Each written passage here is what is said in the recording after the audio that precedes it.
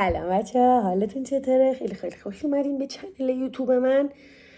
امروز باید بگم که چند روز از پاییز گذشته و من همش برنامه داشتم که یه ولاگ درست کنم، آماده شدن برای پاییز، ولی خب نشد. یعنی انقدر من شلوغ بودم که اصلا نشد دیگه.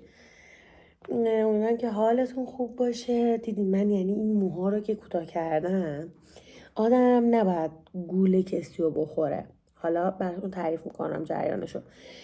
من گفتم یه مقدار کوتاه بشه، ولی نه دیگه انقدر که گردنم مثلا موهاش بشه 1 سانت، قشنگ 1 سانته، یه جایش 2 سانت. بعد این خب اونجا خیلی برات سشوار میکشن، براشینگ میکنن که این مو لخت وایسه و اینجوری میچسه بزه و خب انگار 2 سانت بلندتر. ولی وقتی شما میشوری متوجه بدی داستان میشی. آقا من دلم نمیخواد که ولاگو با یه حرف این مدلی شروع کنم، آگاهی داشته باشین یا مثلا همچه اتفاق برای کسی دیگه ای نیفته. گفتم بذار شروع کنم. اولا که این لباسمو تازه خریدم توی ولاگ مینی، من فکر کنم نه اونایی که استوریای واتساپو میبینن میدونن. آقا من چند روز پیش تصمیم گرفتم و از سر کار مستقیم رفتم که موهامو کوتاه کنم، چون دیگه یهو تصمیم گرفتم گفتم اگه نرم باز پشیمون میشم. بعد بلند شدم و رفتم آرایشگاه و حالا بچه‌هایی که تهرانن و بلدن، تو نیاورانی کلانتری هست. کلانتری 123 نیاورانی، یعنی سر بازاره. یعنی اصلا یه جای خیلی روبروش میشه ورودی جمشیدیه و فیضیه و دیگه اون کوهنوردی که میخوای بری بعد از اینجا بری. یعنی یه جای خیلی مثلا همه جهت پلیس و مامور و اینا هست. من رفتم آرایشگاه، اومدم واسه دیگه ساعت 8 اینا شده بود. اون سر جلوی بچه‌ها جلوی در کلانتری پشت سر من بود. یعنی اگه ماشین میخواست بیاد بیرون من بعد این ور اون ور میرفتم. میخوام بگم انقدر یه ماشین اومد و من مقصدمو گفتم مثلا نوبنیاد، من میام نوبنیاد همیشه. سوار شدم و از اونجایی هم که میدونید من دیگه 5 صبح بیدار میشم و چون هم تو چالشم هم به کارام دیگه نمیرسم، چون شبا دیگه اصلا میام خونه دیگه تمومم. میبینید دیگه مینی ولاگایی که براتون توی شورت میذارم. بعد این کتابو دیدم چراغ ماشینش روشنه. گفتم بذار پس من کتابمو درارم بخونم، همون چند صفحه‌ای که به خودم قول دادم و که میرسم خونه دیگه به کارام برسم. هیچی. من کتابو که در آوردم، بعد من جلو هم نشسته بودم، کسی هم اصلا دیگه تو ماشین نبود. این آقای گفتش خانم میشه ازتون خواهش کنم که کتابتون رو جمع کنید، من اصلا کتاب میبینم هیستریکی میشم. من گفتم که اوکی. کتابم جمع کردم. این شروع کرد گریه کردن. بعد مثلا سندارم بود 50-60 اینا داشت. بعد من گفتم که چی شده آقا؟ گفتش که من نگفت. اولا که لعنت بر دهانی که بیهوده باز شود، بیجا باز شود، به درد نخور باز شود. یکی میگه اوکی تو که همیشه اگر کتاب نخونی هنسفری تو میسی تو گوشه تو دیگه میری برا خودت، چرا مثلا سوال میپرسی؟ بچه این ابروم تیره تر نیست، چند بار گفتین، به خاطر از نور که میفته وگرنه تیره تر نیست. بعد گفتم که چی شد؟ من گفتم چی شده؟ گفت آره من یه دختری دارم نخبه است و این خیلی دانشجو 19 سالشه و داروسازی میخونه و خیلی دختر خوبی و تا حالا هیچی از من نخواسته و اینا. دیشب از من خواسته که بابا من برای اولین بار یه چیزی ازت میخوام، من کتاب نیاز دارم برای روز شنبه و هیچ پولی ندارم و این کتاب شامل مثلا نمیشه برام از جای بگیرمش، همیشه کتابای استفاده شده دیگران استفاده میکرده و فلان اینا.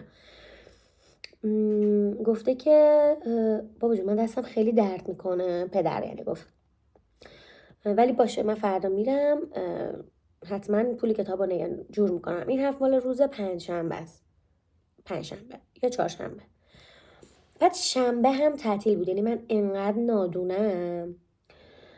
بعد شروع که گریه کردن. آره صبح اومدم سر خیابون، یه خانم محجبه به من گفته که منو ببر قم و من خریدام بکنم و زیارت بکنم، برگشتی من 2 بهت میدم.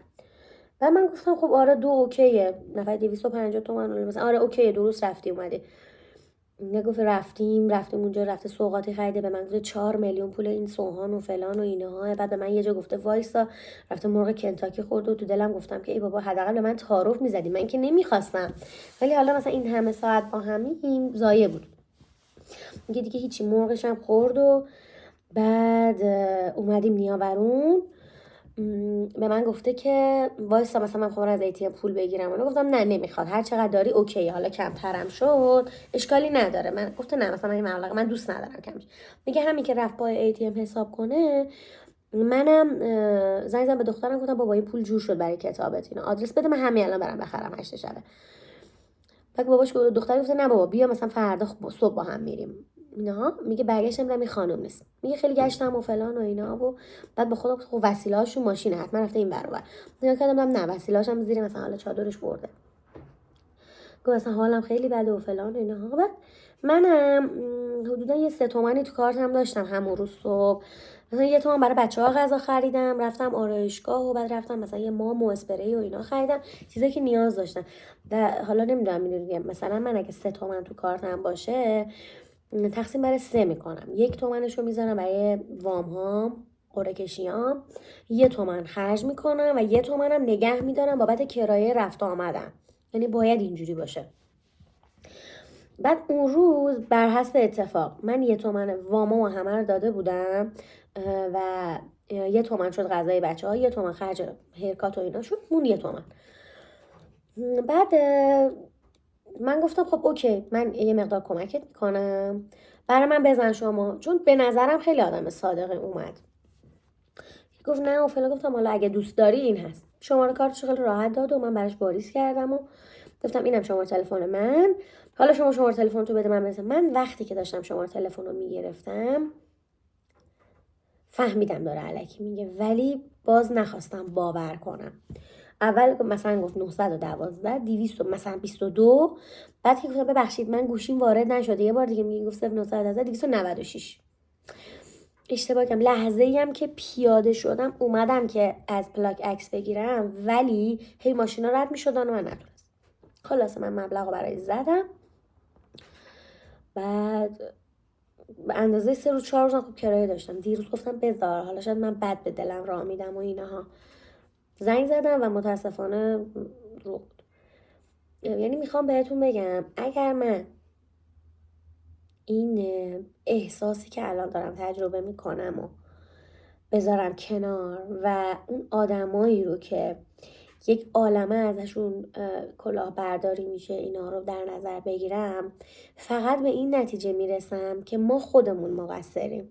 یعنی فقط من اگر قراره به کسی کمک کنم، بعد همون لحظه به خودم گفتم اگر راست بگه و این پولو پس بده، من این پولو میدم به یعنی این چرخه رو ادامه میدم.